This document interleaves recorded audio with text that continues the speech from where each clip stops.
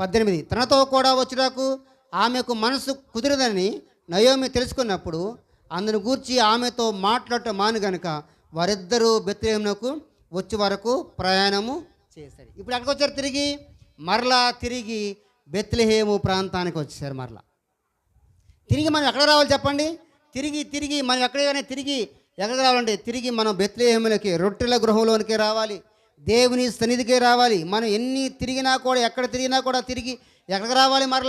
దేవుని గృహం దగ్గరికే రావాలి, దేవుని సన్నిధి దగ్గరికి రావాలి, దేవుని యొక్క వాక్యాన్ని దగ్గరికే రావాలి. మనం చాలాసార్లు చుట్టూరు తిరుగుతూ ఉంటాం, కానీ ఏంటి ఎక్కడికి రావాలి? మూలం అంటే వాక్యమే మన మూలపాఠం. వారిద్దరు కూడా అమ్మ నీవు ఎక్కడికి వెళ్తే అక్కడికి వస్తానని చెప్పారు కదా. ఇప్పుడు వారు ఏమని తీర్మానం చేసుకున్నారు? నేను మరలా బెత్లెహేముకు రావాలి, రొట్టెల గృహంలోకి రావాలి, దేవుని గృహం దగ్గరికి రావాలి, మరలా నేను దేవుని సన్నిధికి రావాలి అని తీర్మానం చేసుకున్నారు.